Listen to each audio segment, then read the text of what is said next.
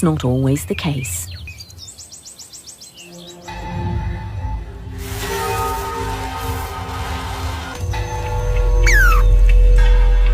The squirrel's desperate cries are a call to arms for his housemate, the yellow mongoose.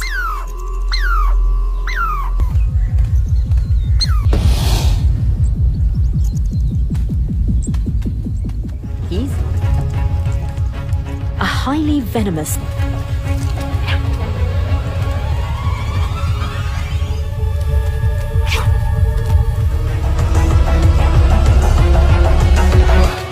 She arrives just in time.